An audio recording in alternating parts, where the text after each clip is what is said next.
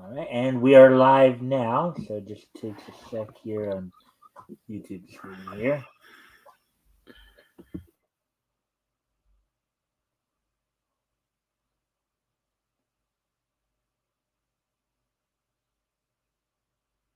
Hello, everybody.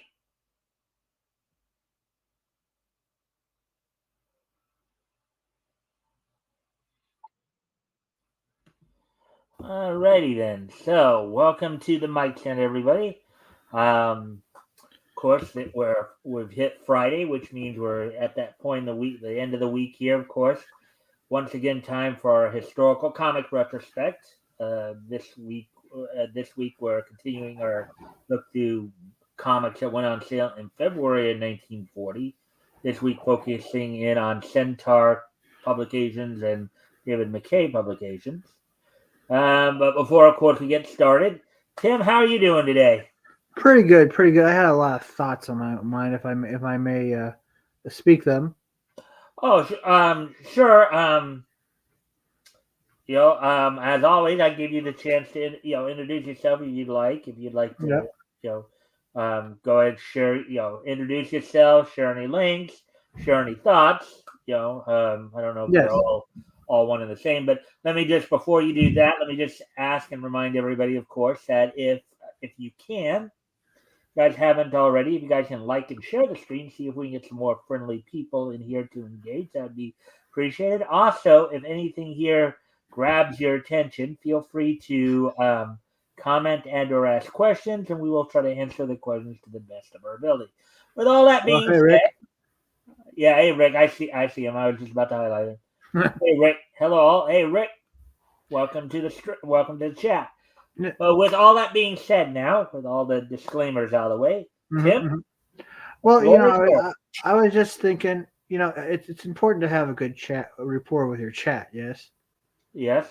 But isn't it also good to have to also remember the people who were on panel with, this is not aimed at anybody, panel with you every day, kind of supporting you in various ways, not all financial, right? Hmm. Think about it. Like, I mean, if you push them all away, then do you really have that support anymore? All right. What do I mean, you? let's keep this hypothetical and like not very vague. So at least it's just a thought, kind of to put out there in the cosmos, if you will. Right? All right. I just think that generally people, just whatever show you're doing, remember the people that are on the panel with you who support what you're doing and don't push them away. Because Okay. sooner or later they might not end up supporting you anymore because you know All right. Hypothetically, let's not name names. yeah. Hypothetically, does this have anything to do with maybe other people or this particular panel or this particular channel? I think it's kind of like kind of in retrospect to the fallout of. What happened elsewhere? Yes, and I kind of was just thinking one day to myself that petty problems are petty problems, and you shouldn't push away the people who were part of your support, because Okay. that's what I, happened to. I think I understand where this is coming from. I hope I'm understanding where this is coming from. Yeah. Well, I mean, I let's wasn't sure remember. at first Yeah. because Sorry, you know. I wasn't quite done, but okay. Sorry, sorry, my bad. I was uh, gonna say that before we knew what we knew about Vic King, that's exactly what he did to his original group of people that were in his corner hmm, before he kind of spiraled into. But that's kind of moot now that we know exactly who he is. hmm, yeah. Um. Before you continue there, Tim, let me catch a couple of chats here. Um. He's not talking about you, Mike. He is talking about another friend. Okay. Yeah. Thank you, Rick. I'll be quite honest because, again, kind of hard to read between the lines sometimes. I wasn't sure if maybe you were trying to. I don't, Tim. I don't. I don't know if maybe you were trying to find a way to tell me something in a very discreet manner that maybe I needed to, adjust or something like that. But No, no, it was just a thought I had one day when I was thinking about the I all think I understand. I think I understand, and yeah. obviously, as you know, I try to keep everything discreet here. There was something I wanted to ask you about, as I mentioned in a message to you yesterday, but of course, I won't ask it right now. Yeah. I'll ask it probably after the After show. show. It was just kind of a thought I had about, about people who are in your corner, right? Right. Hail, Lord Xenu. May he bless us all. May he bless us all this good morrow. And then Yes, Rick indeed. says hi to Elk at Antioch. Okay.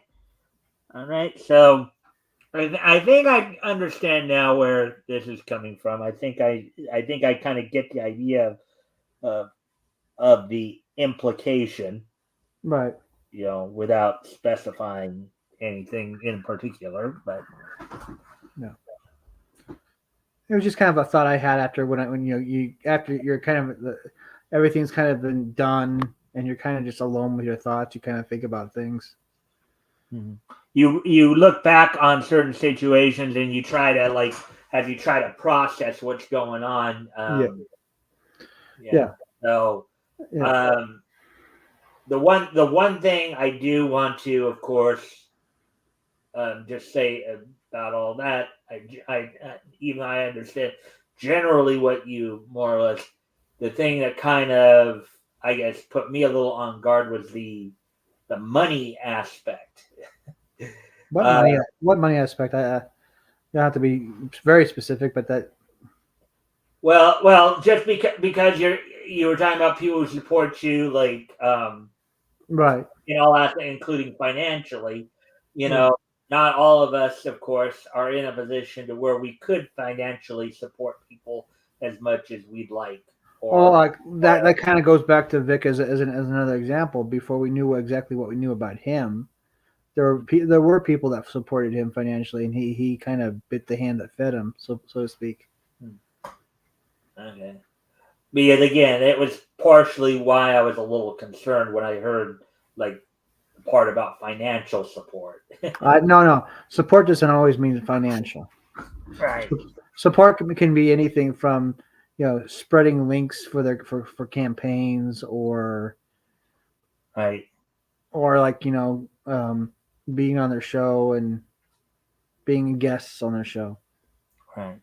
Yeah, I get that. I just wanted to make sure we were all on the same page there because Yes, um, support's yeah, not always we support's support not. we support when and where we can and do Yeah. what we can. It's that Yes. I think that's ultimately what we need to remember. Yeah. Well, so like I said, support's not always financial. Right. Okay. I'm just saying, like, if your whole thing is to build a brand and have people back you and support you, not always financially, then you don't want to piss them off. Right. You don't want to chase them off, as it were. Yeah. And I think and even though I know you're referring mostly to Vic King, I think I know where a lot of this is. I've seen it quite often on various other shows. Yeah. But Yeah. anyways, so is there anything more in regards to that you want to No, show say? it was just you know food for thought, just thinking about things like I normally do. All right. Well, would you like? Speaking of supporting, would you like to talk about any projects you're working on? Melvin 1 and 2 are still on Walmart.com, Amazon, and Barnes and Noble. All right. All right. So, all right. With that, was there anything more you wanted to say before we Oh no, I just if anybody gets them with proof of purchase and a mailing address, I do have free copies of Zed and Odysseus #1 that I'd be willing to mail to them. All right. More of an ashcan, really. Okay. Well, with all that being said, so thank you, Tim. So what we're going to do now, of course, we're going to get into the crust of what we're going to talk about tonight. So tonight is Friday. It's our weekly look back through comics history. We're going back to February 1940. This week, of course, we're focusing in on Centaur Publications and David McKay. We're going to, of course, take a brief look at just synopses and some just a little quick peek at feature book number 20 from David McKay that featured the Phantom in that book, and then we're going to focus on then our main readings tonight are going to be coming from Centaur Comics, Teen Detective Comics, Amazing Man, and Amazing Mystery Funnies. We're gonna, of course, and before we get into any of that, of course, we're gonna introduce everybody to a character hero from Centaur called the Eye, and that's where we will lead off. I will go ahead and pull that up. We'll get right into this. And as always, guys, if anything we talk about tonight grabs your attention, feel free to comment and or ask questions, and I will answer the questions to the best of my ability. So with that,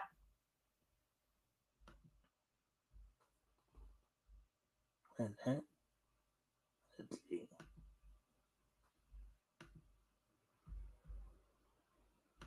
As the Eye will be, of course, making its debut here, and I believe it's Keen Detective Funnies number 20, I believe. I have to double check that, but anyway, and here are his powers: omnipotence or abilities: omnipotence, immortality, teleportation, invisibility,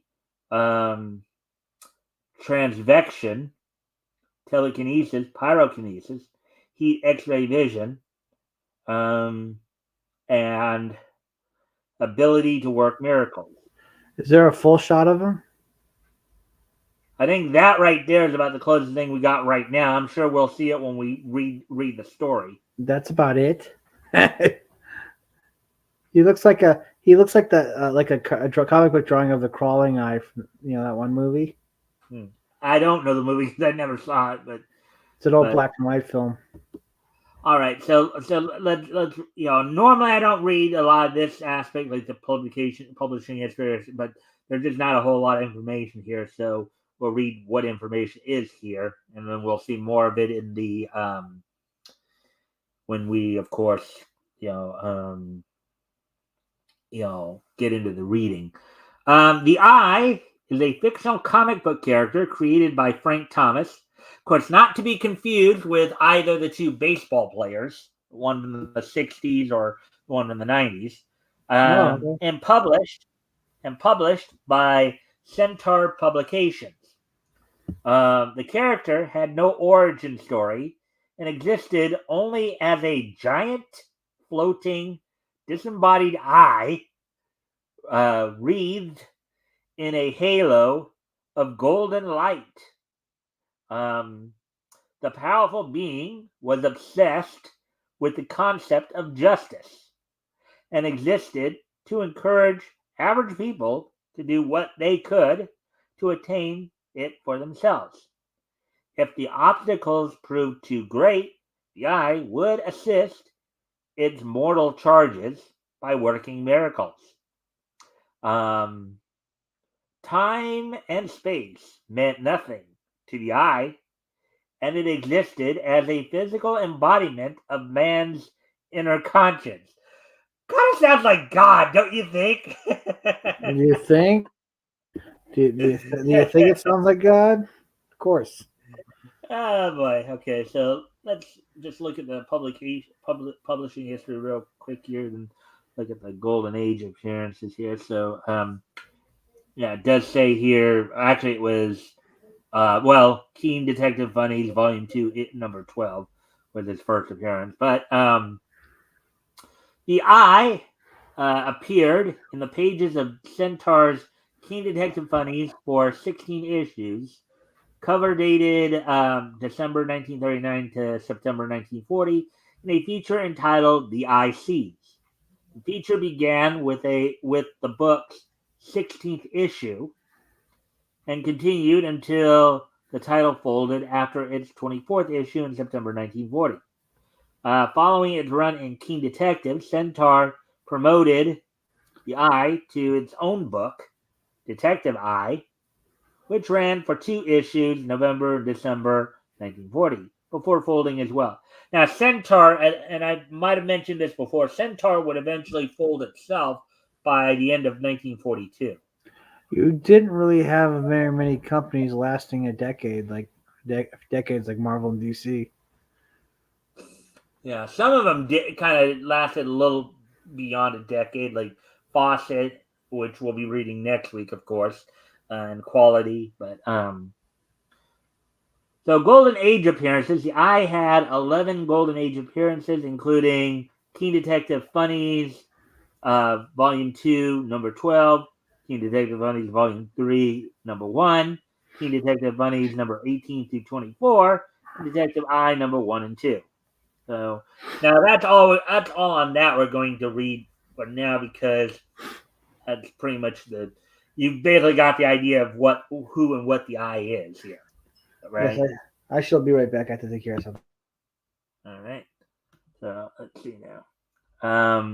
So with that, let's get ready to move on to. So we're gonna go feature book number 20 here.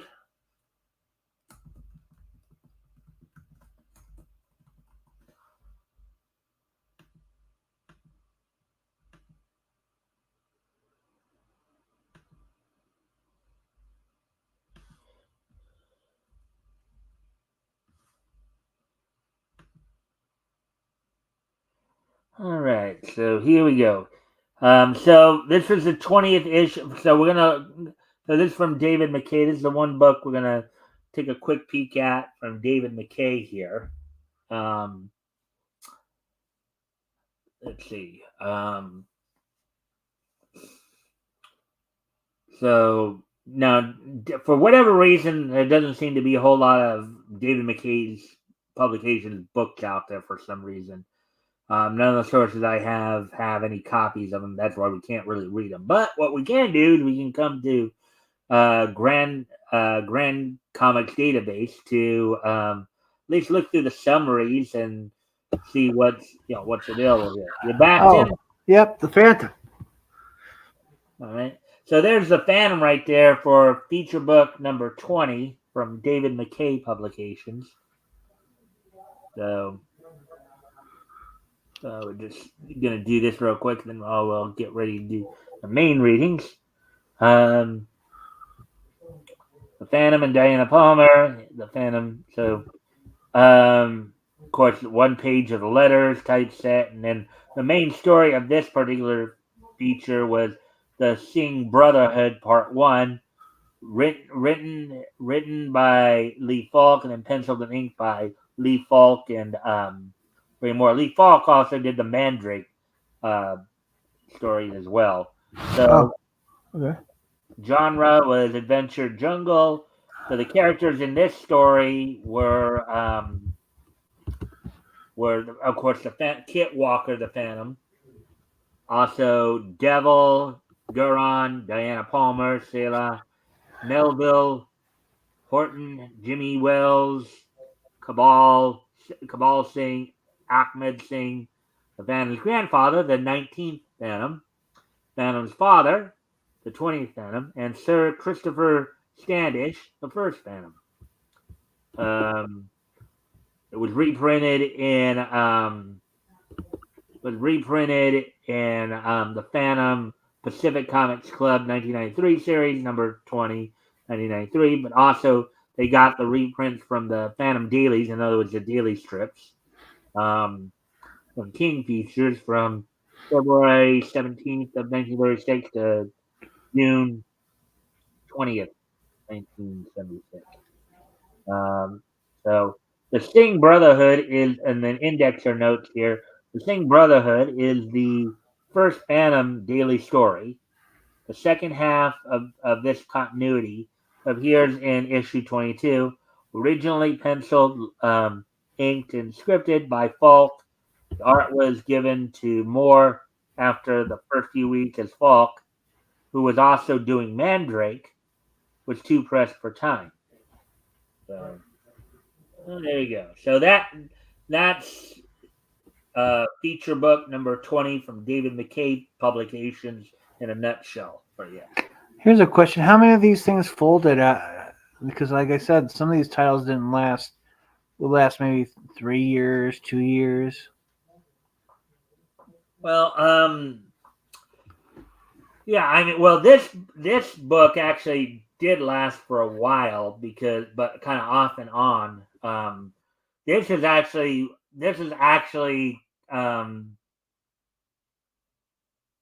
because if you remember, this was a time when most of the comics at this point in time were anthologies, right? You did have some if specific characters like Superman or Batman, became popular enough, they got their own feature, right? Well, what David McKay was one of, I think, one of 2 or 3 companies that they would have actually a monthly feature book, but what they would do in their case is they'd rotate their characters around. So the 20th issue featured the Phantom. They might have had like another issue where they featured like Flash Gordon, another one where they featured Popeye. So they would rotate their characters around with these in this case it was feature book. Let's see, like United Feature Syndicate, I believe, had and I may be saying that wrong, but I know they had single series, so where they would focus in on one character, but they would rotate the characters like on a monthly basis. Unlike what we would see later with certain popular characters become popular enough to basically have their own books and be featured in their books. Usually as quarterly titles, though. Superman, Batman, they started as quarterly titles. Actually, I think Fawcett was one of the first companies to actually do like a regular monthly feature book where they featured one character or one family of characters, with Captain Marvel adventures, and Marvel, and eventually like Marvel Family and all that. So, but as to your question to how many, I don't know off the top of my head, obviously. David McKay seemed to be around for a while, well into the 50s. So was Centaur, as I just mentioned, closed up shop by 42. So they did have a bit of a nice run, from 37 to 39, but then as you get into 40, things do start to kind of drop off a bit, So anyways, now with that, let me just go and review some stuff before we get into the actual readings. Here's where we'll get into. Going to start off with the IC's feature in King Detective, but I do have to remind myself of a few things before we. And that's not what I was going for. Let me just. And I use this as my main. Just have to remind myself of the specific issue titles of some of the material.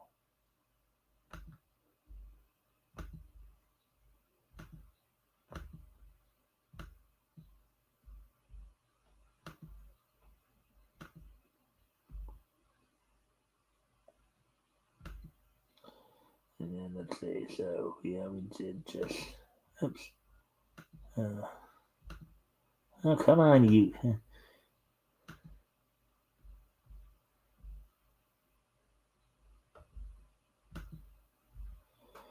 I just simply needed to remind myself of some of the So number 20 there. Amazing Men 11 and Amazing Mystery Funnies 19. All right, so 2011, 19. Okay. 2019, 11. Okay. So with that being said, now let's go find the material to actually read. Let's see now.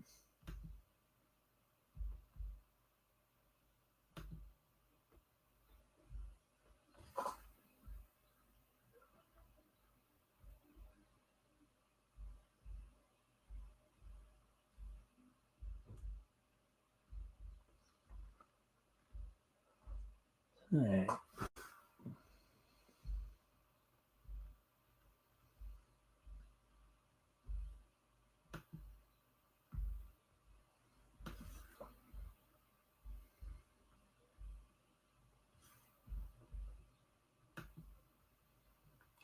So we're going to start off with the one that we talked about at the very beginning here, the Eye. Of course, this is also the home to the Mass Marvel as well. So number 20, May, the Mass Marvel, Keen Detective Funnies. There you see the eye right there. There's the eye, Tim.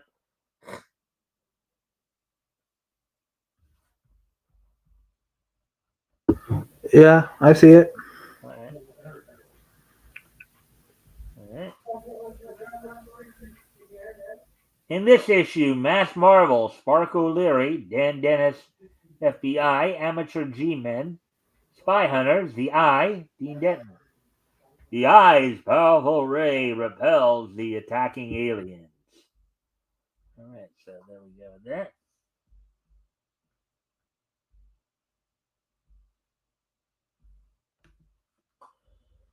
Then we have some letters to the editor and all that.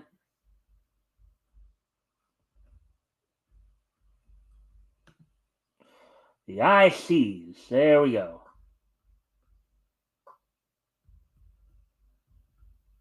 By Frank Thomas.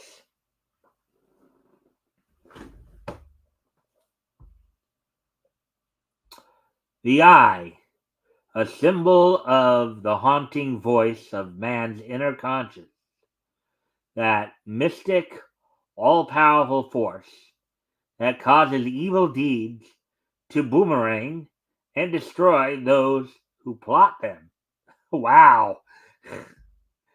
Time or distance means nothing to the Eye, as he wreaks his terrible vengeance in all four corners of the world. So he's smelly. Well, that I think this is a different reek as a wreck. Oh, okay.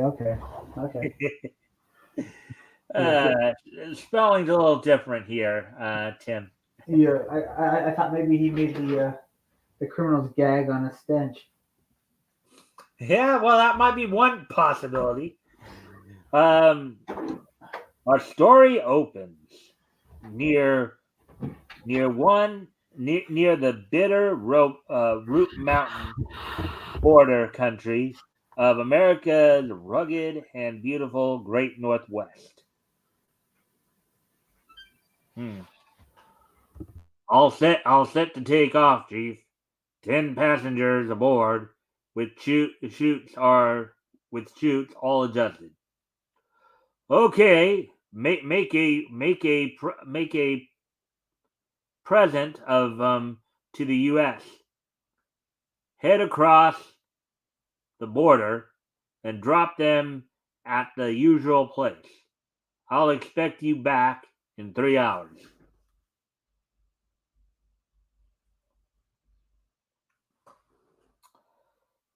The transport rises into the night with its crew of smuggled aliens. Okay, so this is kind of like this is crossing the border from the north. So they're illegal aliens. Yeah. I didn't know they used the term aliens even back then. Wow.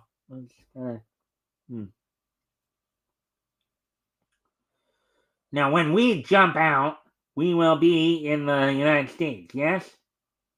That's right, Curly. And after you bail out, you're strictly on your own.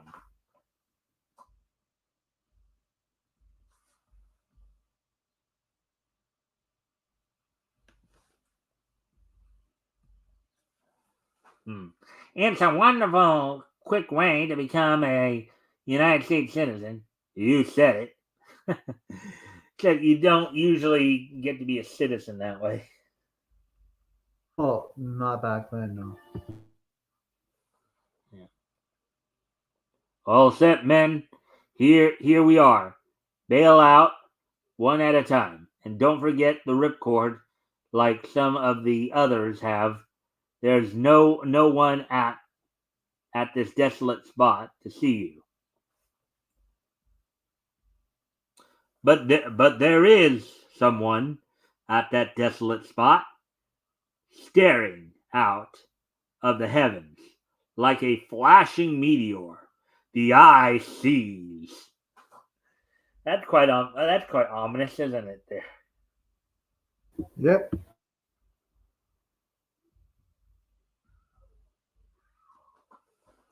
Meanwhile, at a nearby ranch house, airplanes, they buzz around here like flies. How's an old man going to get a night's sleep?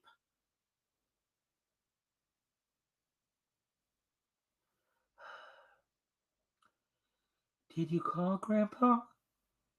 Nah, I'm all right. Go back to bed.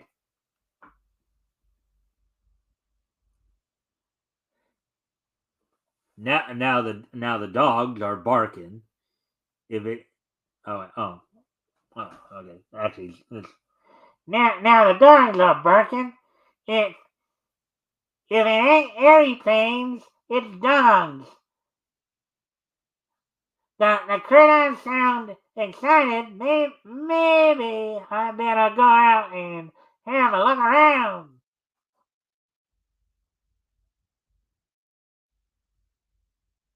What do you think of the story so far? I know it's pretty early still in the story, but what do you think of the story so far, Dan? It's okay. I know it's still pretty early, so It's pretty typical so far. yeah.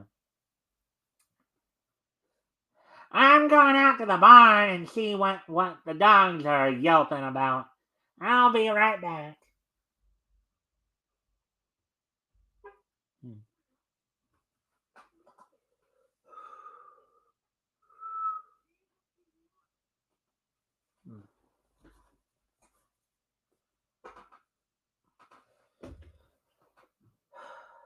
He's been gone 15 minutes. I think it's time I went out too.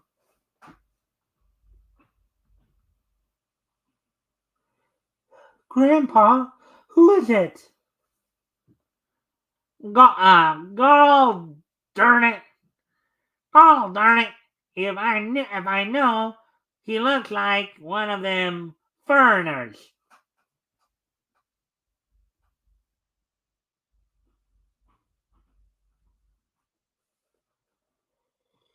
Hey, take you easy.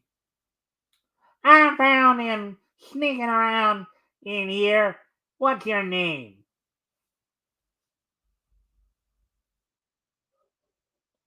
I'm a U.S. citizen. I'm a United States citizen. That's all. That's all he keeps saying. Estella, get dressed and go after the sheriff. I'll hold this fella here.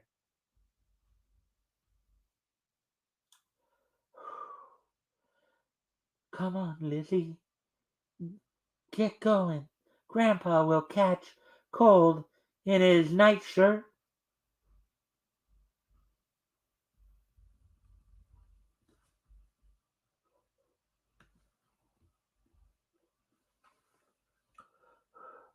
And that's the story, Sheriff. Now Grandpa's holding him with a pitchfork. No cause for excitement, Estella. He's probably just a tramp.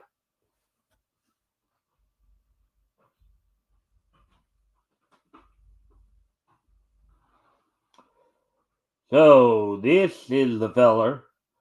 Where you from, Sonny? I'm a United States citizen.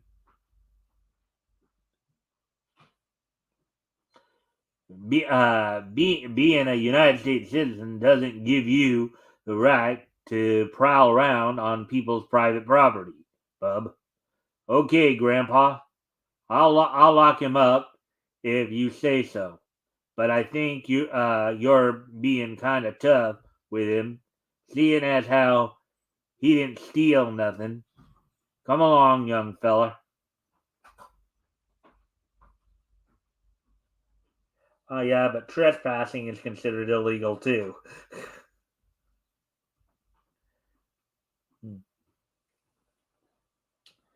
The sheriff will probably let him go in the morning, but there's more to this than meets the eye. That man was a foreigner. How did he get here? The village has been full of strange-looking foreigners lately. I tell ya, there's something fishy going on around these parts.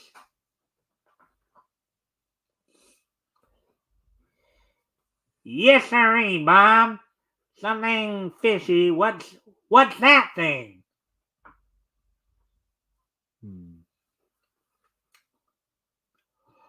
I am the Eye. I come as your friend. Do as I tell you, and you will find the answers to the questions that are bothering you.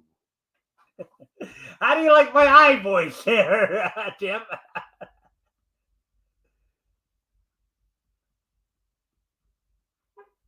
Yes. Very ominous. All right.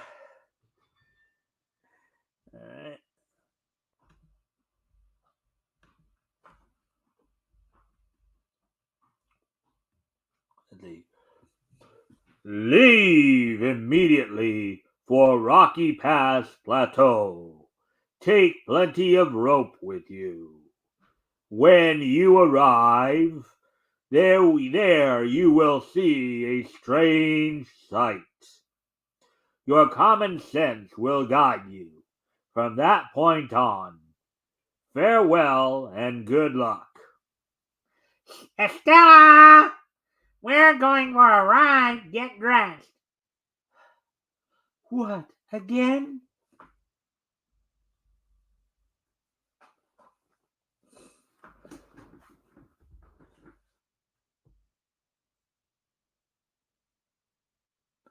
Full steam Hold ahead. on. Oh, go ahead, Tim. Tim, it sounded like you were about to say something there. I'm being called away. Hold on, I'll be right back. Okay.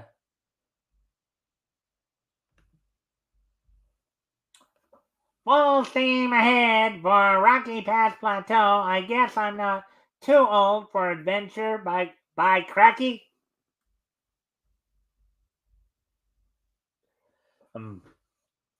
At that moment, roaring high above the mountains, the transport wings its way toward Rocky Pass Plateau with another cargo of smuggled aliens.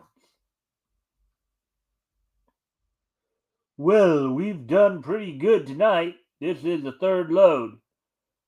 Right you are, sir.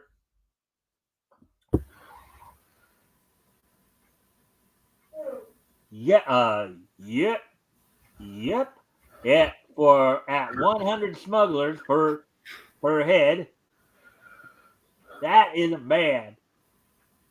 After we dump this load, we can head for home.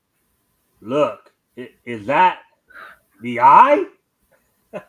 Oh, so they already know who the Eye is.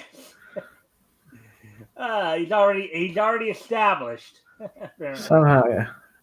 I mean, there's no complexity. Well, a lot of these stories were pretty simplistic back then, right? That was that's one of the biggest complaints about older comic books like this. Yeah. But at least it's easy to follow a story a lot of times that way. Uh, I mean, I feel that the stories are insipid. Yeah. The eye, where? You must be seeing me. I hope so.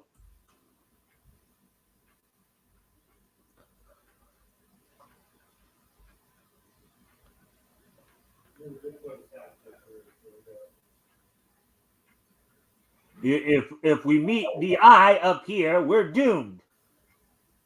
Here's Rocky Pass. Okay, here we are. Everybody bail out and quick.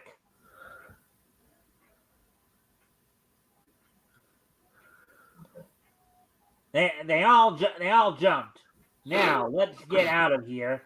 Did you see anything more of the eye? No. I must have imagined it.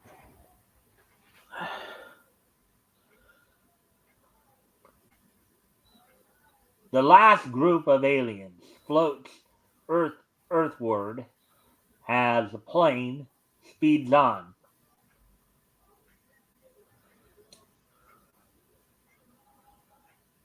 So I am an undesirable alien, am I?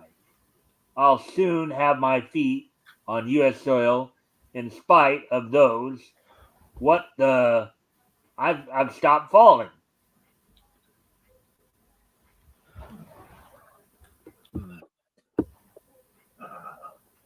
That's right. And so have your friends. And you'll stay suspended in midair until you are taken care of by a lively old gent with a pitchfork. Oh, talk about talk about interesting there. So they're going to suspend them mid-air until the old man with the pitchfork comes to take them all hostage. Yep. Who are you?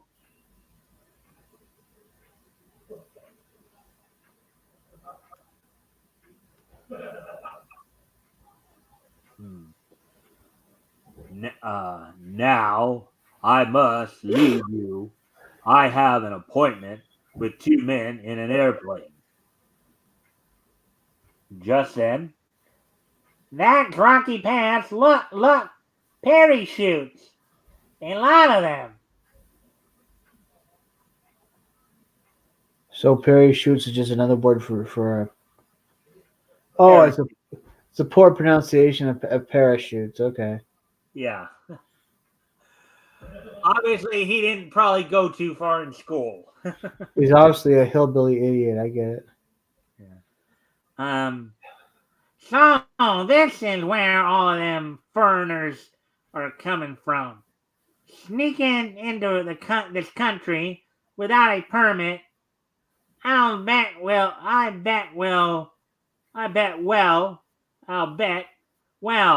Well tend to them.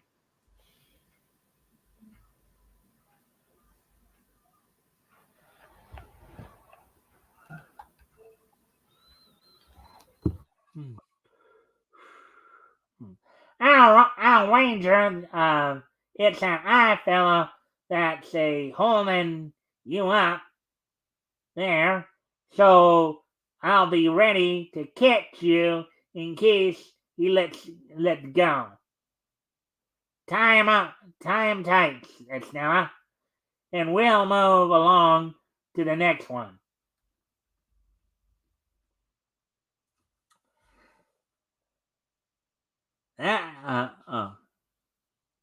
They're all tied up, slick as a kitten's whiskers, Estella. Now, how are we going to get them down to Earth? As if and as if in answer, the hold of the eye is released, and the aliens tumble.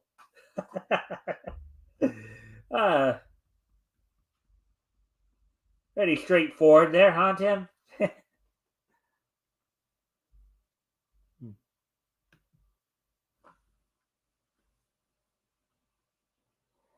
My jingles, that eye is some feller.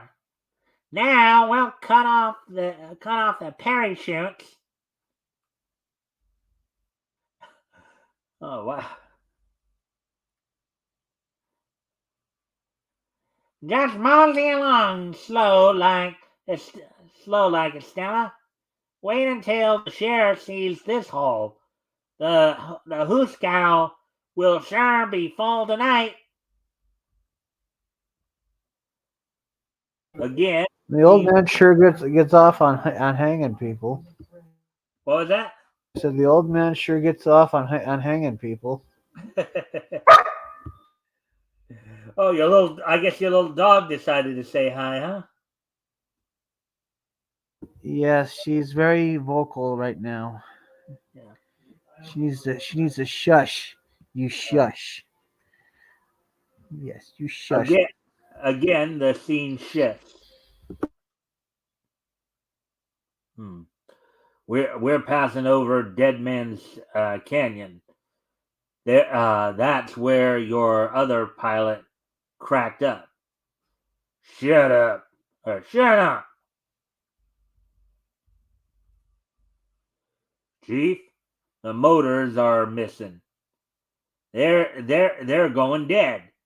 We can't sit the ship down here. The eye!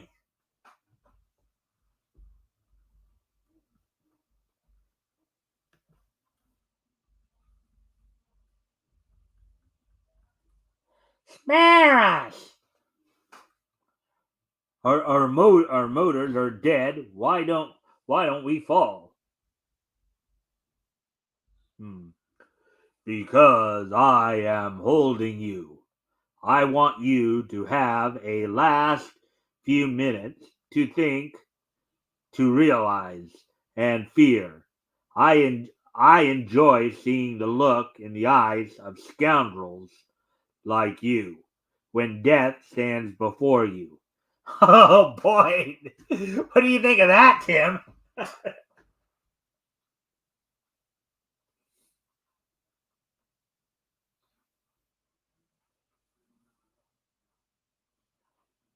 Tim, what did you think of what I just said there?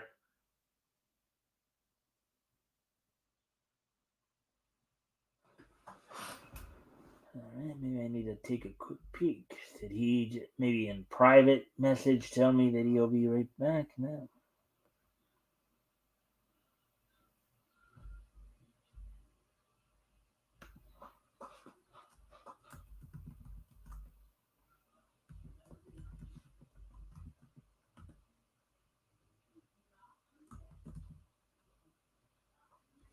Oh, it does look like he's. Oh, yeah. I was pretty much asking what you thought of what the eye just said there. I don't know if you heard it or not. What? He's holding them? Oh, that was the last part you saw. Okay, I'll read. I'll go back and read it again. Quit stepping on my lap. Jesus. All right, I'll go back and reread the part I just read so you can hear it again. Yeah. It was something about like he was. Why don't they fall? And he's like, we're Because I am holding you. I want you to have a last few minutes to think, to realize, and fear. I enjoy seeing the look in the eyes of scoundrels like you when death stands before you. Now, what do you think of that statement, Tim? Oh, he likes to watch them die. All right, so as we move down here. High above Dead Man's Canyon, in the silver light of the mountain moon, the great ship hangs motionless. Now, can you imagine seeing that? Can you imagine, like, if you just happen to be out for a nightly walk in the mountains there, and you look up, and there's a plane right there, not even moving. It's just still. Yeah, I can imagine. I mean, that I think that would be quite an interesting sight, wouldn't you? You wouldn't see. I can imagine you wouldn't see it every day. Yeah. Then suddenly darts downward to crash in a mass of flames. Unless we meet in real life, fellows and girls, the Eye bids you farewell until next month. The Eye in Keen Detective Bunnies every month. The Eye seems to be kind of like a sicko. All right, Tim, what did you think of that first story there? I think the Eye is a sicko. He likes to watch people die. All right. Well, anyways, before I do need to step away from the computer for a moment. So if you want to talk to the chat for a moment while I'm away, I'll be right back, and we'll get into the next story when I get back. But I do need to step away for a moment. I'll be right back. Okay, folks. I have to watch the dog for a bit, but hopefully you enjoy the story as well.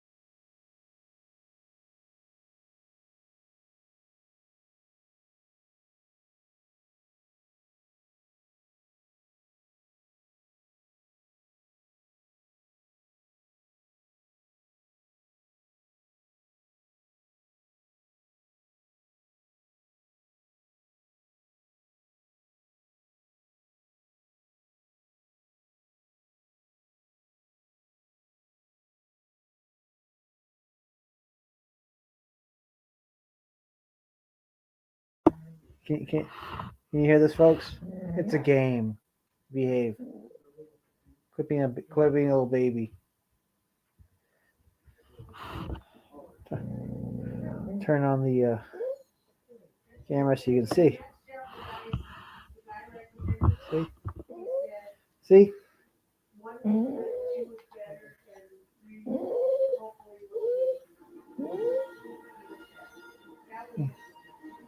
Quit being a little baby.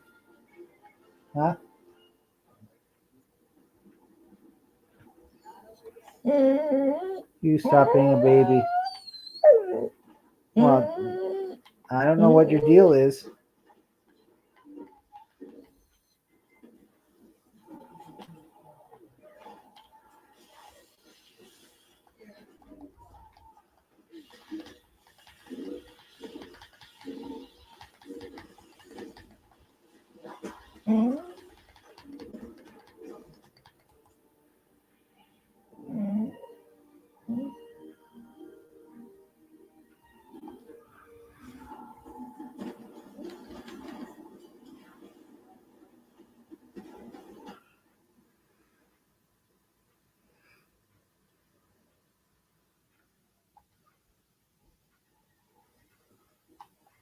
Saw the review.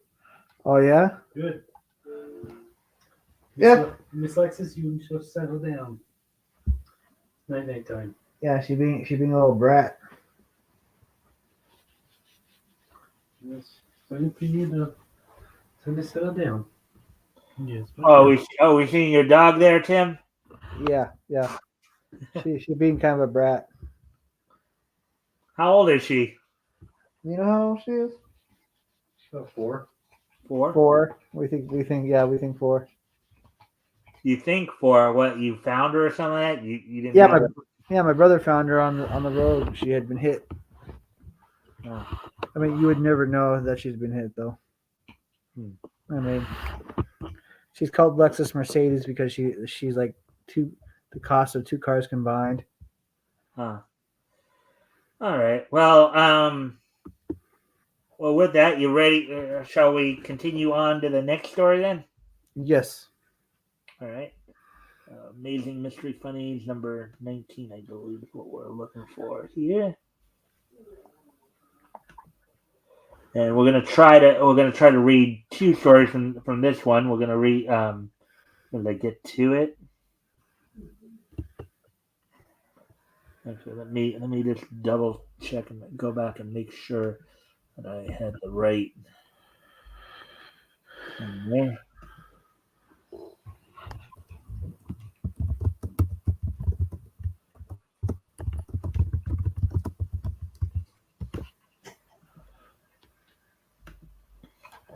Oh yeah, I don't know if I asked this already or not, but what did you think of that first story there? I think I made it pretty clear. The eye, he's sick. He likes to watch people die. Okay. Yeah. All right. I wasn't sure if I had remembered to ask you or not, so Yeah. that's why I asked again. But anyways, He liked to pause the plane so he could get the look at their faces before they die. Kind of sick. I mean, you call that a hero? well, we've had our discussions about I think he's a little more of a here. I mean, he's kind of like Q from Star Trek in a way, kind of an omnipotent. Oh, number 19. That's I it. kind of want to do a parody of that character where he's like watching them die, but he's getting all sweaty because it's kind of a thing to watch people die. Okay. 19. Okay, so that was the right one then. Right, so Amazing Mystery Funnies number 19, April 10 cents. Just as Tippy Taylor leaped across the mighty boulder, a huge hand reached out and pulled them apart. And the eye watched in enjoyment. Phantom of the Fair, Space Patrol, Inner Circle, Fantasy Isle, Larry Kane, John Lenton, Speed Centaur. So I'm going to read, of course, Phantom of the Fair and Speed Centaur here in this one. Let's see. Before we get into that, of course, let me just see. We're on time. Okay. Yeah. 57. Okay. So we're just coming up on the first hour here. Okay. I think we're doing okay thus far.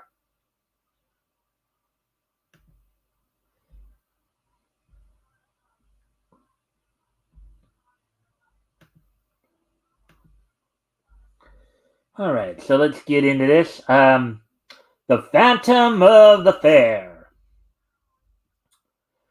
With the closing of the World's Fair, the Phantom turns elsewhere to uphold the rights of honest people.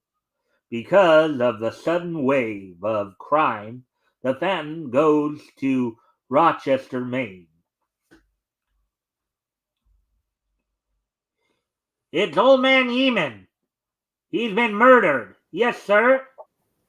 The chief's on his way. The chief's on his way up. Chief's on his way up. Anyways. Is the chief on his way up? You say he was strangled and by an extraordinary pair of hands? Oh, hello, Neil. Another murder. And this one isn't an labeled. extraordinary pair of hands. I'm guessing he means extraordinarily strong.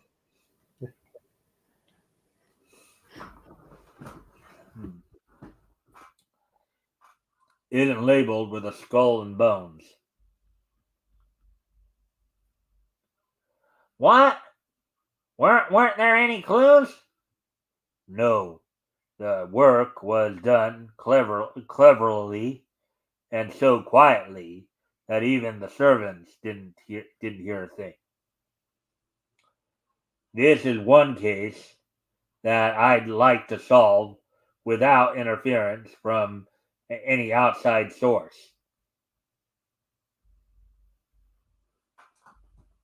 Yeah, like that's gonna happen. All right. Uh,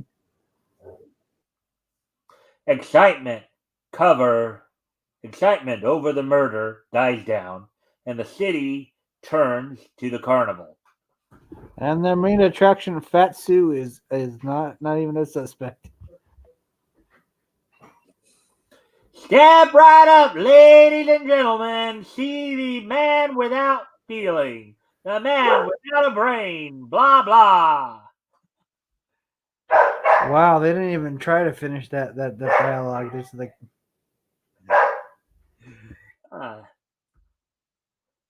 Snap out of it, Chief. You need this. You need this relaxation. It'll give you a chance to think. I guess maybe you're right, Neil.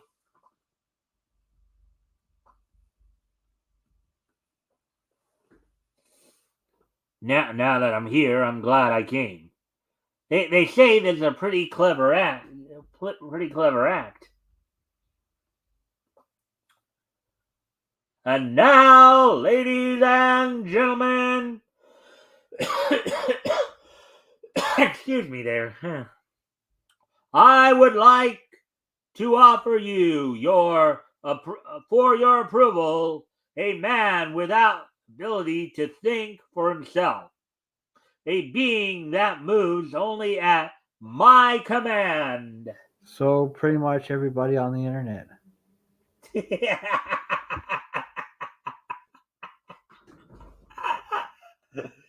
Oh boy. Has no ability to think for themselves. Nice dig there, Tim. Come, Agar, come forward. You see, there is no feeling of pain.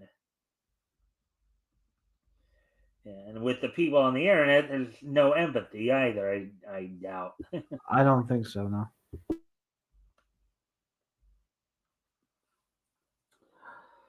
That night, after the performance, the professor dresses Agar and prepares to send him forth on a mission of crime.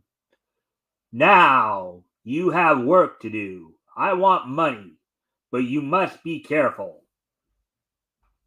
They basically dresses this guy up to go out and rob places.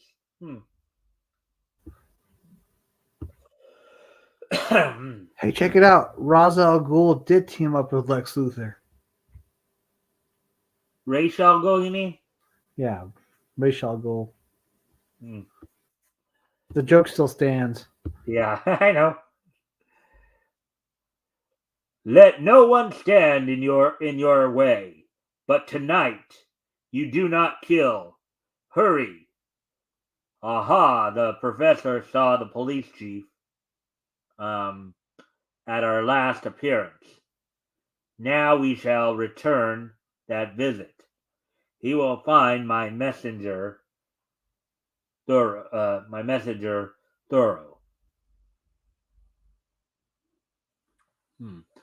Looks like the chief has an unwelcome caller.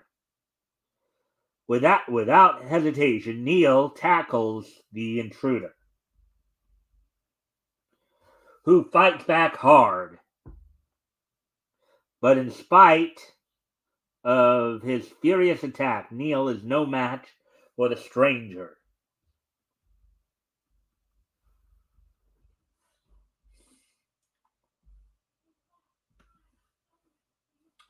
Neil recovers from his encounter and hurries into the chief's house.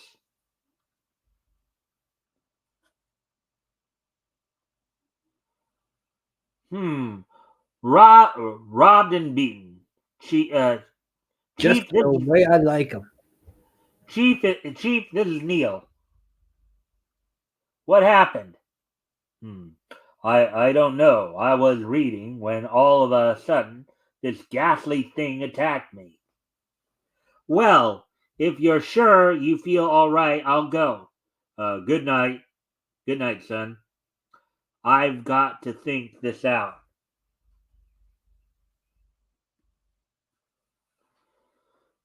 There must be someone who could get to the bottom of these crimes. Unknown to Neil, as he sits and talks aloud. Okay, I thought it was the chief still talking. That was my bad. As he sits and talks aloud, the Phantom is near and overhears him. You're quite wet. You're quite right, my friend. There is someone. I'll see about it at once. Meanwhile, about town, frankly, this situation has me worried. Me too. I can't sleep nights. The papers play up the robbery, adding to the terror of the frantic townsmen. Extra! Police chief beaten and robbed! Extra!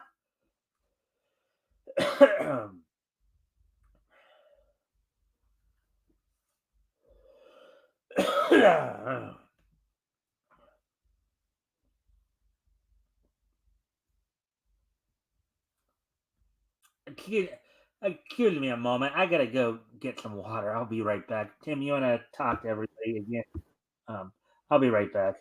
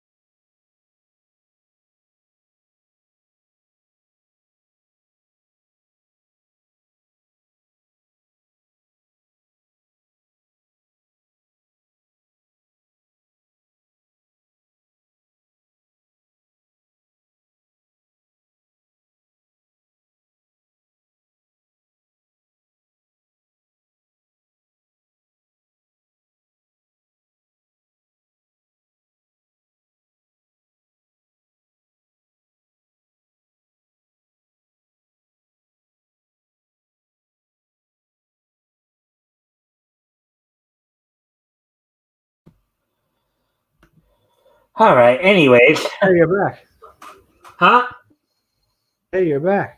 Yeah, I'm back. My throat was not clearing, so I just figured maybe if I got some water, it would help clear it out a bit. Anyways, the the Phantom arrives at the carnival. Now, I wouldn't be at all surprised to find that our friend Professor Trepper had his hands in this.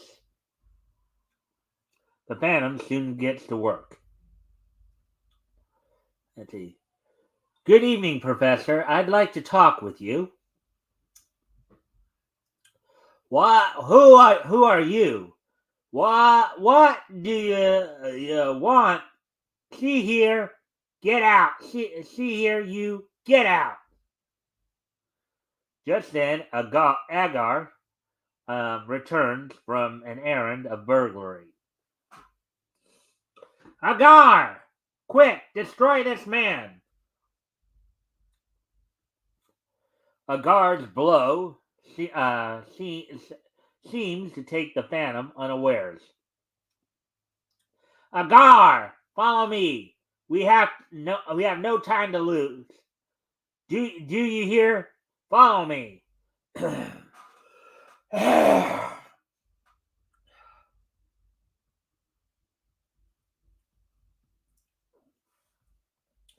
Sorry about that. I can't seem to clear my throat fully for some reason.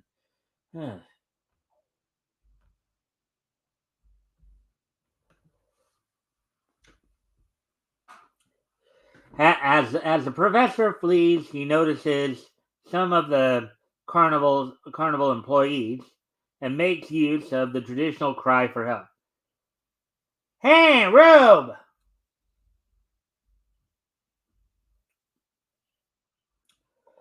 Don't stand there like dummies. Grab a pig handle or something. Keep your shirt on, Prof. We're coming. Hey, Rube! He's in the tent, Mike. Kill him. The law's on our side.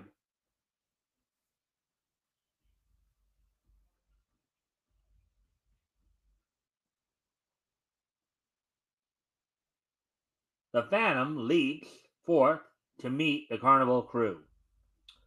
The shrill voice of the professor warns the Phantom. Okay, I should have gone down there first. I hope this gang of heroes, don't frighten easily.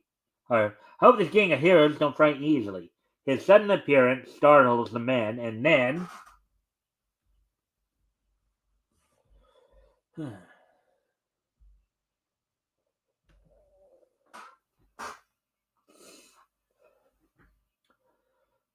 ho ho! So you're talking like a human. Well, mates, don't crowd around me while I soften them up a bit for ye.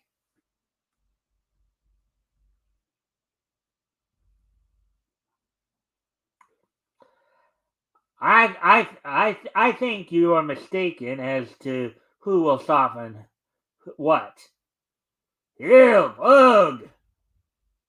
The Phantom subjects the leader to a thorough bit of rough play and tosses him into the oncoming attackers. Seeing their champion bested in such an easy manner, the desire for a fight quickly cools the others. Well, look, if it's all the same to you, we admit we're licked. There goes the professor and the stooge. He's the guy that got us into this mess. I'll handle the rest of the affair alone. Gee, thanks, mister.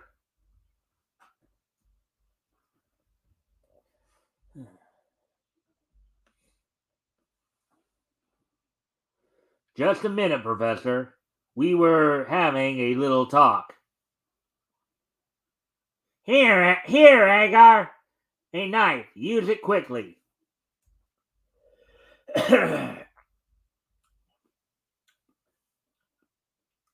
Oh, no, you don't. After he disposes of Agar, the Phantom forces Trepper to call the police.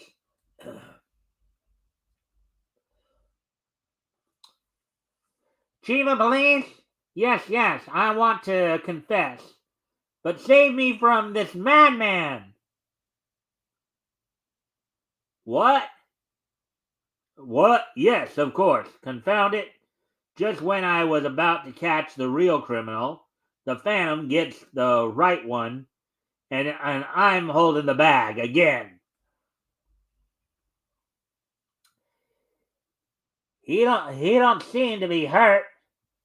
I'd say he just fainted. another episode of the Phantom of the Fair in the next issue. What did you think of that story, Tim? Oh, I didn't think it was that as interesting as the eye. At least the eye was different. More omnipotent? That, or he did something like I don't know. He was just the eye was just different. Phantom of the Fair is Well, just yeah, more watching a floating, omnipotent floating eyeball run around, passing judgment on people, I would say is quite different from standard fare. and then the idea that he calls himself a hero, even though he kind of gets off on watching people die. Mm-hmm. I kind of think he just uses justice as an excuse to kill people. Well, that's an interesting take.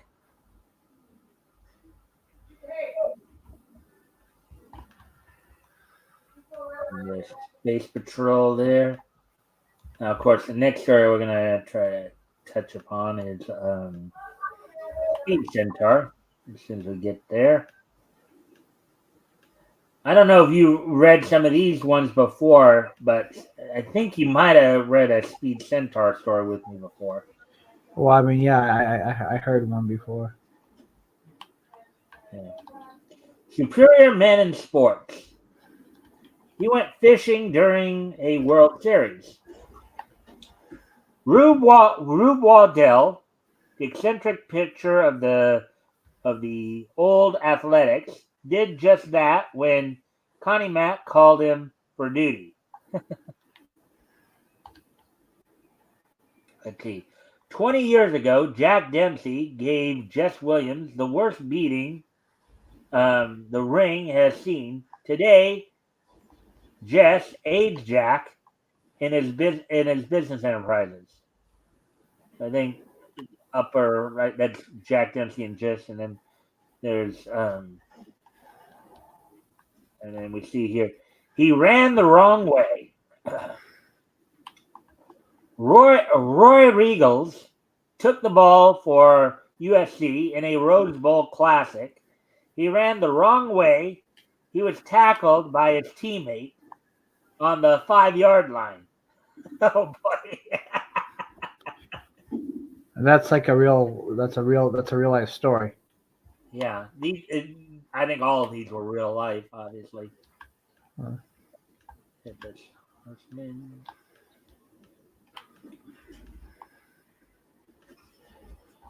Superior Men in another Superior Men in Sports little tidbit. Let's see. Garcia possesses the hardest punch his class has seen in the last 10 years. I guess this is Seferino Garcia. After winning the middleweight crown, the artful Filipino has his eyes on the light heavyweight crown. His punishing bolo punch was mastered after years of cutting sugar canes down in the Philippines.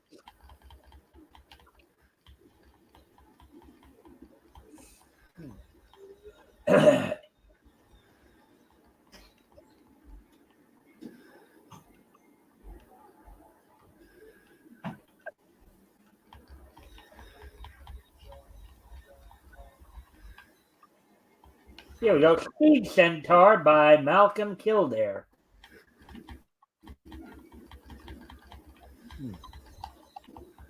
At Speed Cave atop Knob-Nosed Mountain, I see another racket has cropped up during our absence. Stop Ariel? that. Wait, what's this? What was that? Alexis is barking. She gets easily disturbed by things on television. Yeah. Yeah. I guess you mean the racetrack scandal. Say, that's quite a mystery, and one has any and no one has any idea who's doping those horses. Even the police are stumped. Or steroids.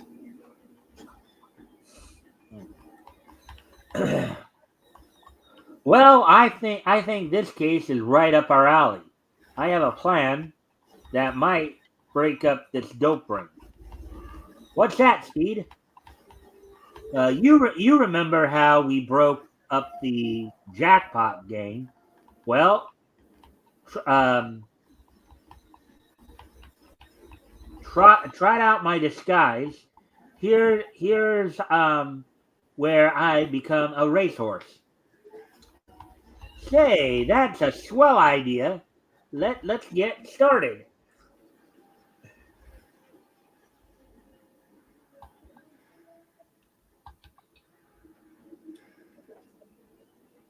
But first, here's a list of things to get. After all, I'm Stop going it. to if I'm going to the races, I have to go in racehorse style. I guess your little doggy there is wanting some attention, huh, Tim? Yeah, she does that. He quit it. Uh, You shut your face. next day, with all the necessary equipment for racing, we find Real and Speed approaching the track with Speed disguised as a racehorse. At the racetrack, Real leads Speed to his stall, and Speed whispers, enter me in that mile race this afternoon. Wow, look at Speed disguise right there. What do you think of it, Tim? Yeah, because no one will ever know he's a centaur. Just no way.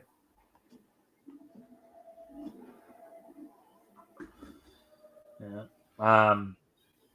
Let's see, that afternoon before the race, Real speaks to the jockey he had hired to ride Speed. And remember, don't use a whip on my horse. Yeah, they like it too much. um, okay, boss. I've been riding these goats for years. I know what to do. There's the bugle. Better get going. The horses line up at the barrier. Um, speed is in number 4 post position.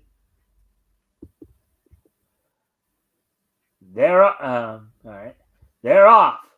Speed breaks on top and hugs the rail.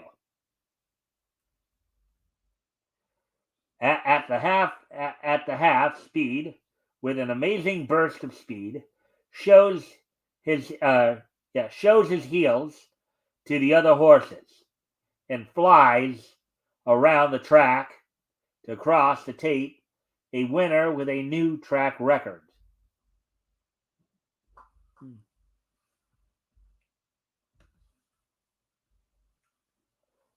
Say, mister, that's some horse. He sure can run. Do you need it? Do you? Oh wait. Oh, I'm sorry. Say, mister, that's some horse. He sure can run. Do you need me? Do you need me anymore? No, not till next week for the big race. So long. When Speed and Real are alone, that was a swell race, Speed. Now, what will we do? Nothing. Just stand by. Just stand pat. You like how they kind of letter the T's there? You notice that on Pat there? See how he lettered that? Um, I'm looking.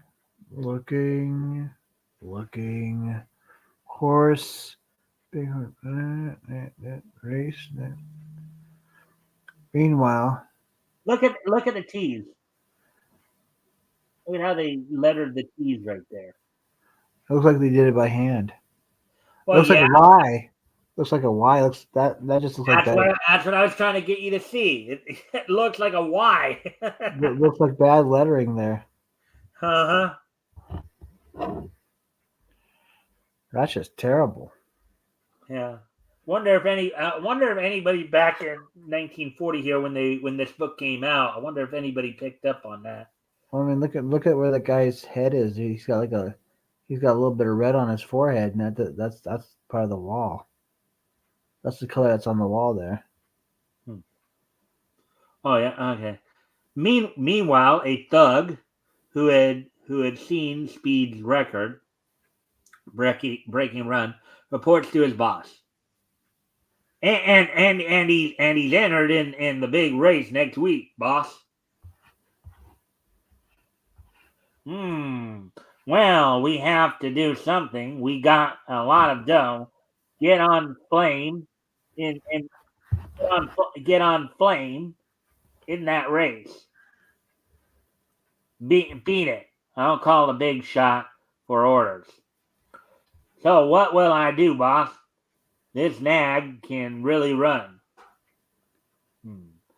You know how to take care of those things, Simp. Do I have to tell you over the phone? Now, get going, and you know what will happen if you fail.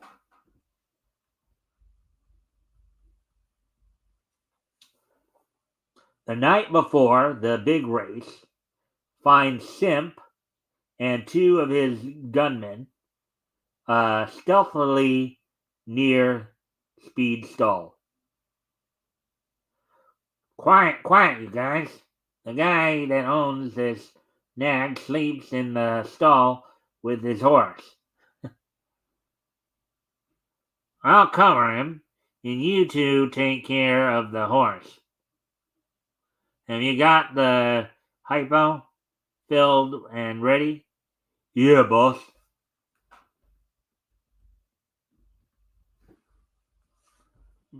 Anything to say thus far, Tim?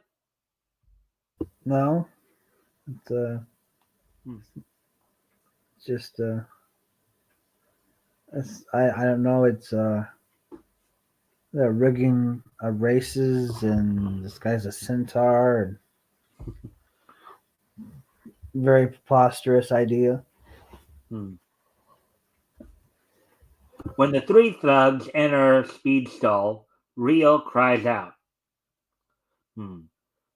What do you birds want?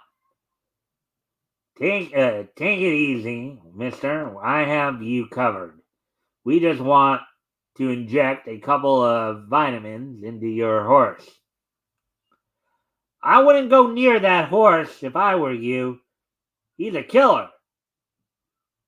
We know horses, bud. Go ahead, you guys. I'll take care of this slug.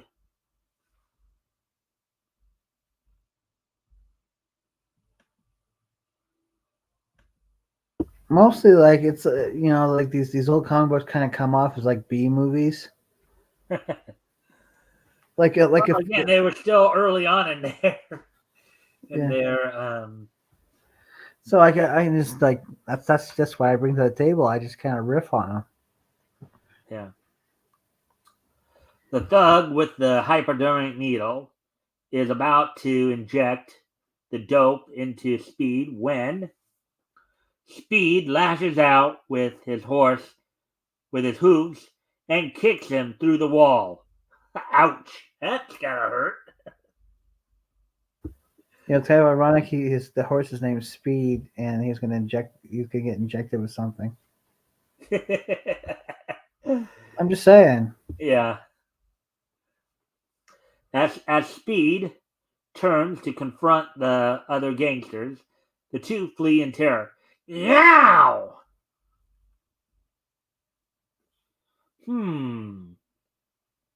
Nice boy. Yeah, but why didn't you grab them? They're the ones that are doping the horses. I know, real, but they're only the hirelings. I want the big shot of the racket. And if I'm not mistaken, he'll show up before the big race. I wonder who it can be. That's a common theme in these type of stories. Usually they'll let the underlings go so they can nab the big boss. That's kind of a common strategy in these stories, wouldn't you say, Tim? Yeah. The day of the big race has come. Guards are put at all the stalls to prevent any mishap by order of the head of the track. Just before the big race, the head of the track starts a personal inspection tour of the stalls. Let's see. Nothing's happened yet, Speed. We should have grabbed those thugs. Wait. They will try again.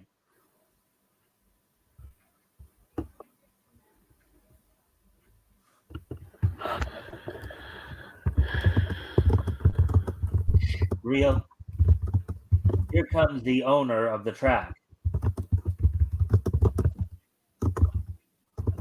This is a fine horse you have here. He broke a record, didn't he? Yes, he's the fastest thing on 4 feet. He'll win today. Unseen by Rio, a hand reaches the stall and a pill is dropped into Speed's feed bag. Ah, could it be that maybe we've seen who the big boss is, maybe? Will Speed be tripping balls?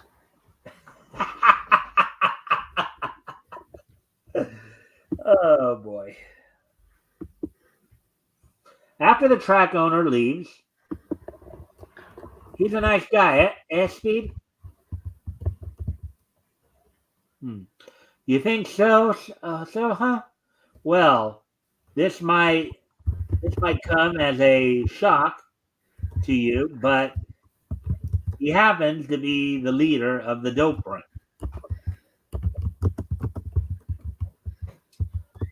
Look in that feed bag, and you'll find a pill he dropped while talking to you. You can be sure it's dope, and putting guards at all the stalls was a gag to keep suspicion from falling on him. Gee, Speed, if you know all that, why didn't you grab him? No, Rio. I want to win this race, and that will break the dope ring financially.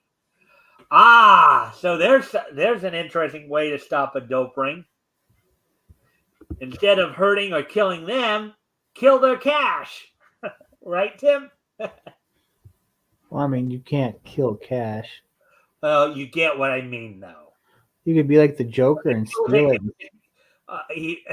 I think you get what I was playing with words there.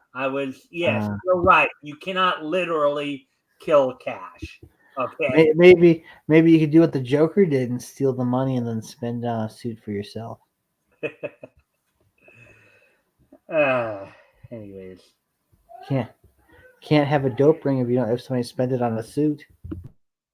Mm-hmm. Anyways, all right. The big race is about to start. The horses parade from the paddock.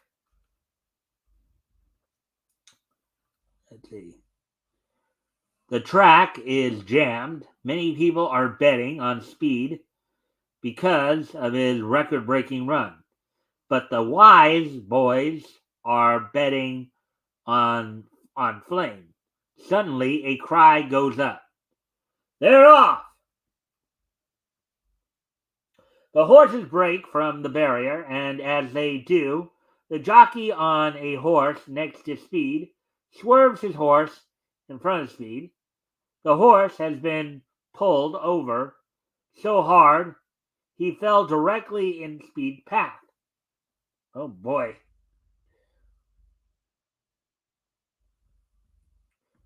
The track is in turmoil, but Speed, with a quick leap in the air, jumps over the prostrate horse.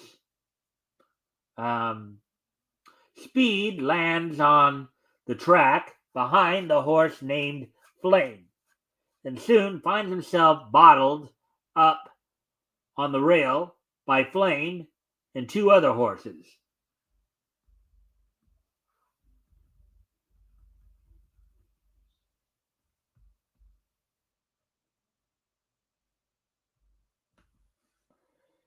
Finding himself being bottled up, Speed once more takes to the air, and with a mighty leap, Speed lands in front of the other horses.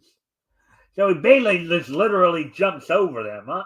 Hey, Tim, that's quite an incredible horse right there. Maybe there's some performance enhancers. And running as though he were greased lightning, Speed crosses the tape a winner. So he jumped over all three of them, basically, it sounds like.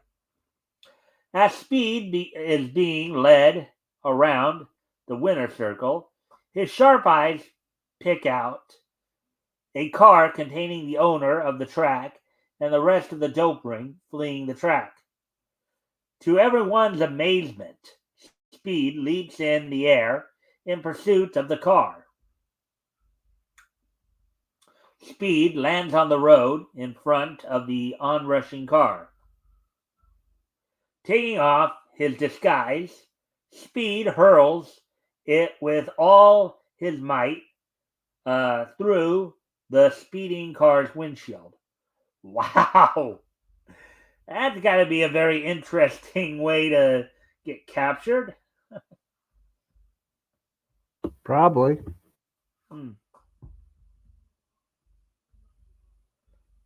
The gang leaps from the car with drawn guns, bent on mowing Speed down.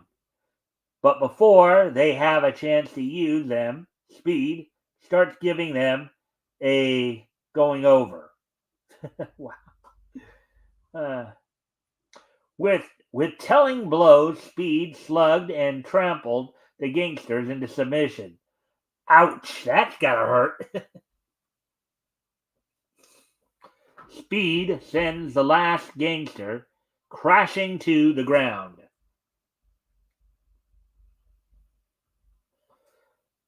Well, that settles that, gang. Rio's on the job. Here he comes. Here he comes with the police. Guess I'll beat it. This bunch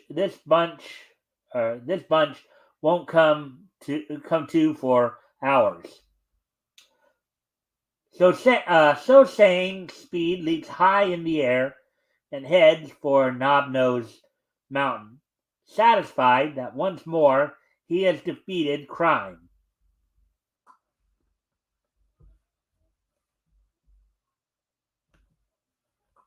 And there's Adam. All right. For 1940, it's the Centaur group. All right. So, what did you think of that story, Tim?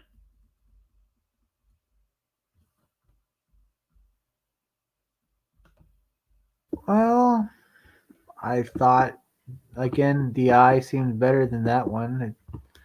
That one just seemed kind of like it was meant for riffing on.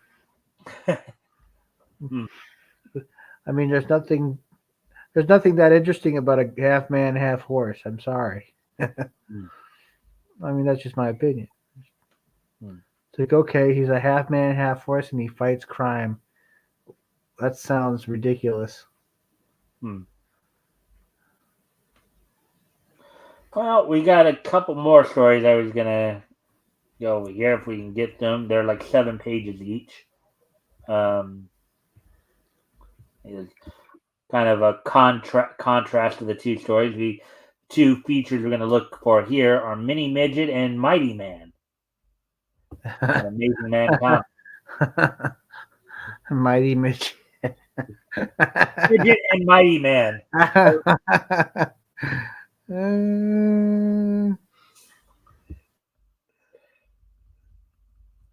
Right, so Watch out. Mighty Midget's opening a can of beanie weenies. I'm on the Amazing Man. Hey, get back my pencil.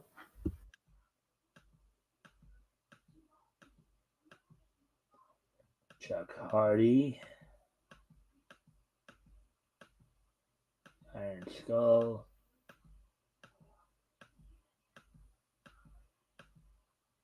Mini Midget. Here we go. Haven't read this one in a while. Mini Midget, the Super Midget. Mini Midget and Riddy, two super midgets the size of a human hand, find adventure around the world. They flew to Africa in a 3-foot rocket ship and now are about to leave by boat by John T. Kolb.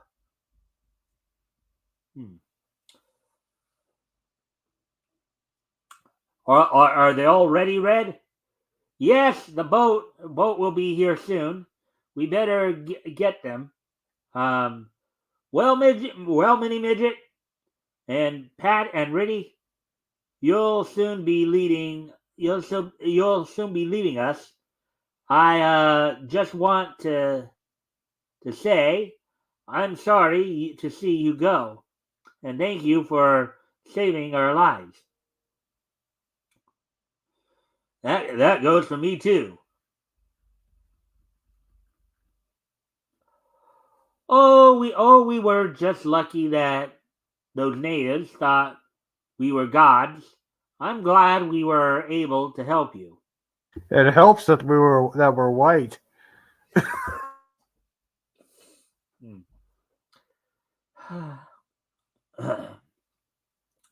I would like to thank you and Jim Tor. I'd like to thank you and Jim for carrying us safe through the jungle. I don't think we would have made it otherwise.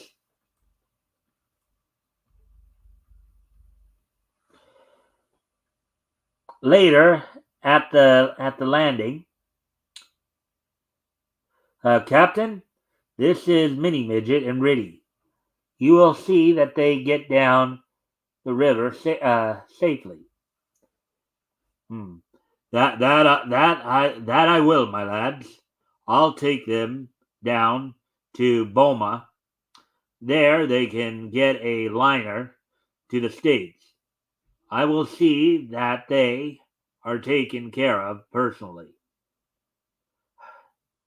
Thank you, Captain Morley. Captain Morley. What you get when you can't afford Captain Morgan?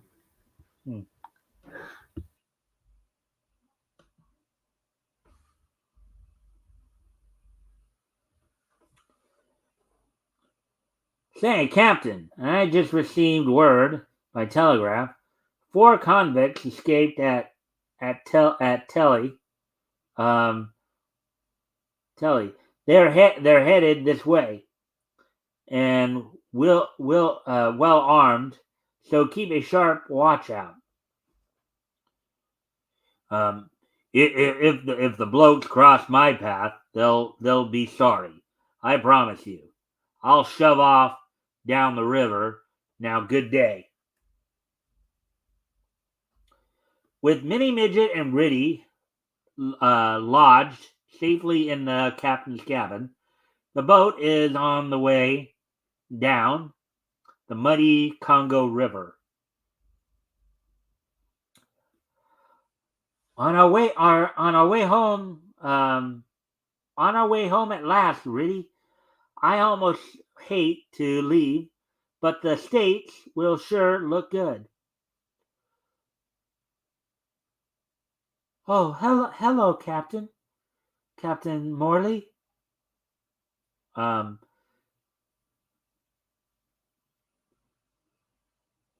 enjoying yourself, youngsters?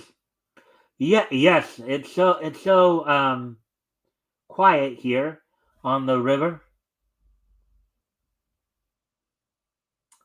But further down the river, listen, this is the way I have it figured out. The boat has to come close to shore. Here, when it does, we come out of the reeds in the dugout. We have them covered before they know what's happening. That sounds all right to me. Me too.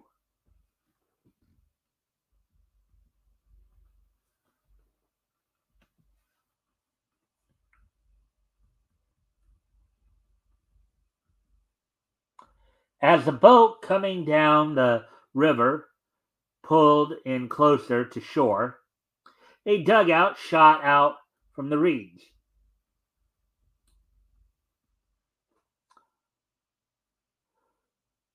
Up with your hands! First, we mean fast. We mean business. The escaped convicts. That's right, Captain. We just want a ride down the river a ways.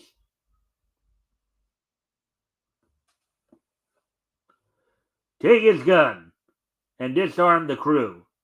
I'll lock him in his cabin. Get going. Mini Midget and Riddy, knowing they were too small to help physically, hid in the captain's cabin. Hmm. If I could only get my hands on a gun. Without one, uh, well, I'll just have to bide my time. Captain, I have an idea. Listen. Hey, that sounds like it might work. Come on, let's try it.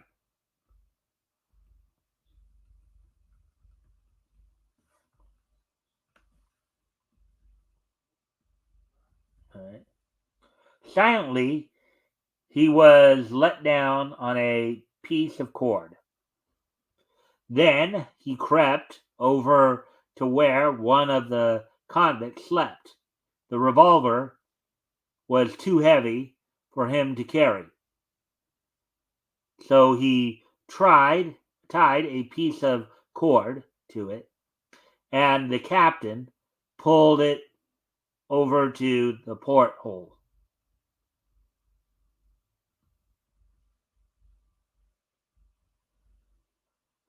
and pulled the revolver and Mini Midget up into the cabin safely. Now I feel better with a gun in my hands. Boy, you're a wonder, Mini Midget.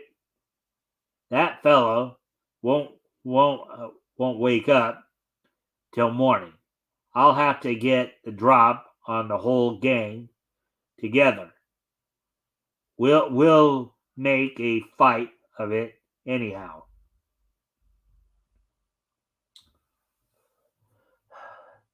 Oh, Mini Midget, you're wonderful and so brave. It was easy. There was no danger to it. If we get out of this, it will be because of you, won't it, Captain? Um, it will that, son. I couldn't climb through the porthole. That porthole.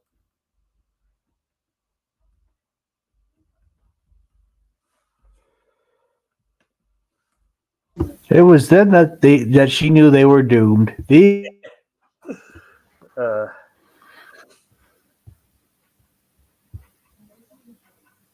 hey, the excitement will be um, will begin soon. That that fellow is waking up. Later,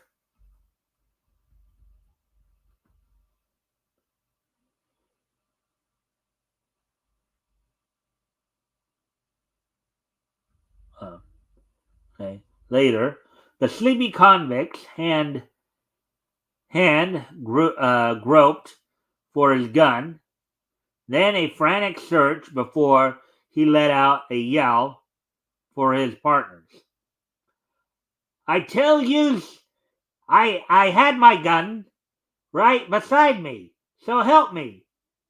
The captain and his men are still locked up. Do you think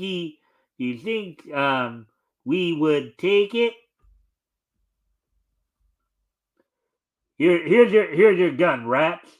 Up with your hands fast, because I gave The you gun got really small and his face got really crooked.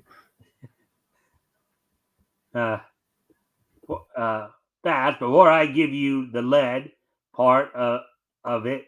That's it.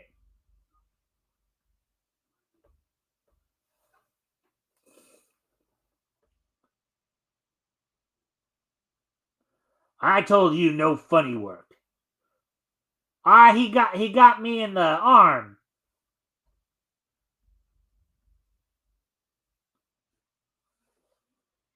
Anybody else want to try that trick? No? Okay. Let my men out of the aft hatch. Easy does it. When the captain's men were free, they collected the convicts' guns and let the captain out of the cabin. Take a look, you mugs. A handful was the cause of your downfall. Mini midget, the super midget.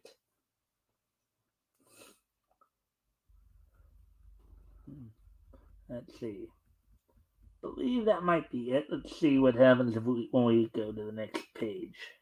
Oh, actually, no, there's a little bit more here. Holy smokes! Is he real? He's no bigger than the captain's hand.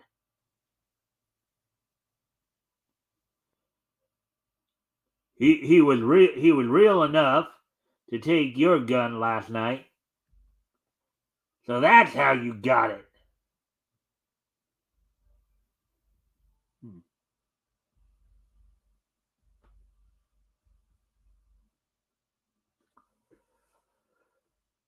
Too late. Oh wait, actually, all right.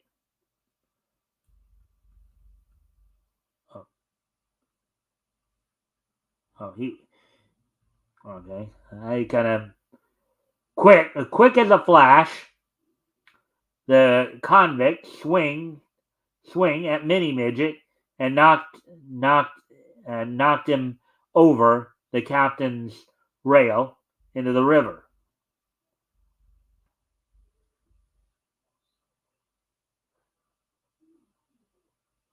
Too late. The captain swing and laid him low with the gun barrel. On the shore, a huge crocodile slid into the water.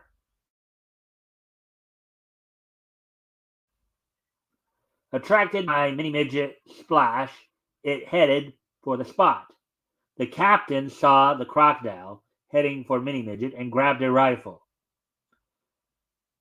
Keep those men covered till I blast that slimy creature.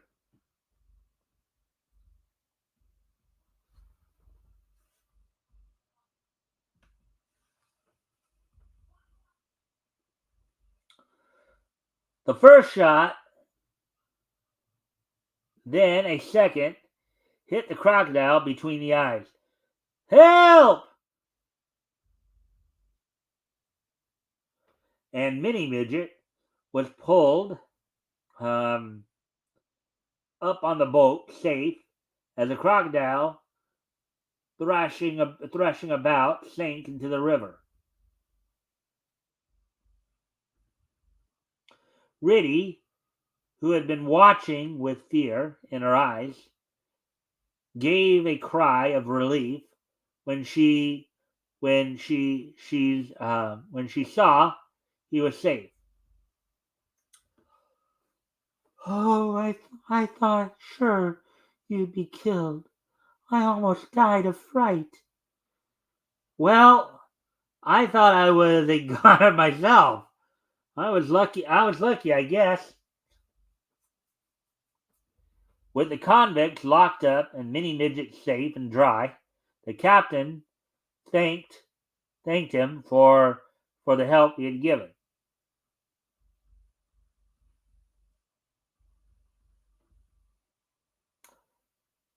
I'll turn those convicts over to the authorities at the next town, and good riddance to the lot of them.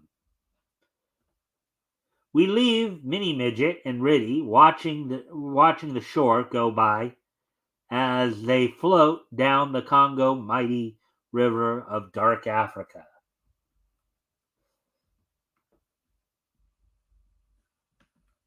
All right, there we go with that. What did you think of that story, Tim?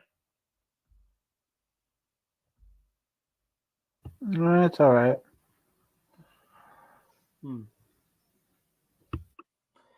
Again, nothing overly impressive there. Not really. All right. Well, we're coming up on 2 hours now. I did want to try to get the Mighty Man, but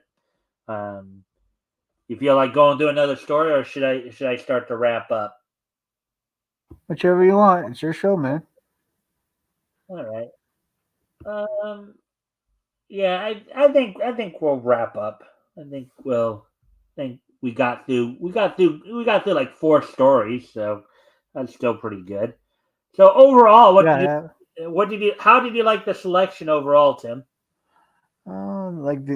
I like the eye one was pretty funny, and the fact that he's a hero, but he kind of got off in watching people die. Like, I have to watch you die. I have to look at you in the face before I let you die. Yeah. Well, with that, today is, of course, April 12th, 2024. What we're going to do now is we're going to take a trip back in time. Well, we're going to take a trip down, as we take a look back at this day, Nietzsche history. 2019, 1999, and 1984. So first off, we're going to head back 40 years ago today. On this date back in 1984, on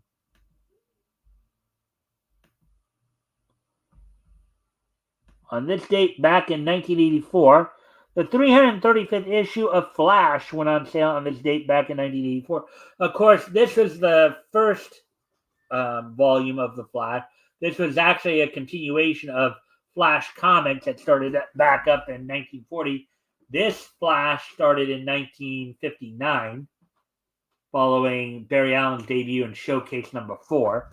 So this is the 335th issue of that book, basically.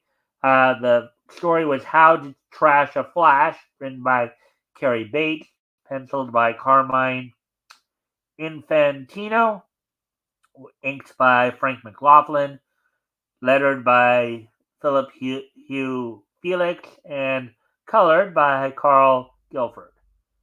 It featured, of course, the Flash, with supporting character Dexter Malin, and the Pied Piper was the villain in this story. So 40 years ago today, 335th issue of Flash went on sale on this date from DC Comics. So with that, I'll continue on, moving ahead to 1999, which was 25 years ago today. On this date, 25 years ago, the night after Spring Stampede that year, WCW held its Monday Nitro event from the Sun Dome in Yakima, Washington. The main event saw Diamond Dallas Page retain the World Heavyweight title over Scott Steiner. Booker T retained the television title over Rick Steiner. Let's see. In a tag team match that went to a no contest, El Dandy and La Parca took on the Master Blasters, Blade and Iron. In a kendo stick match, Bam Bam Bigelow defeated Hugh Morris. And the night opened up with Rey Mysterio Jr. retaining the Cruiserweight title over Juventud Guerrera via DQ. That all happened 25 years ago today on this date, back in 1999.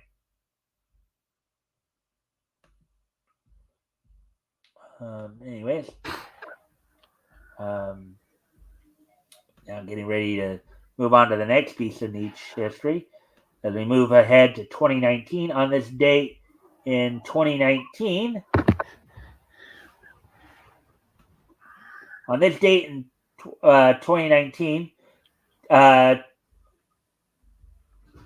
case closed the Fist of the Blue Sapphire, of course also known in Japan as Detective Conan, the Fist of the Blue Sapphire, premiered in Japan on this date 5 years ago today. Did you know there's a place called Conan Town over there?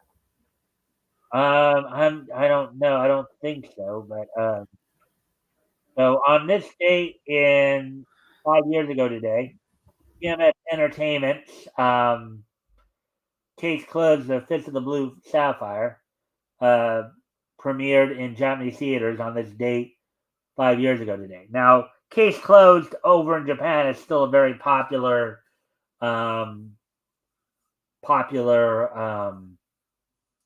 series. It really didn't gain as much popularity here in the States. Funimation only chose to dub through the first 150 episodes, or 130 episodes rather, even though the series itself is still ongoing over in Japan right now. So anyways, on to the other, and 2019 is just so nice that we're going to hit it twice. And also on this date in 2019 was the United States premiere of Amagume Pictures' Missing Link, which was distributed by United Artists.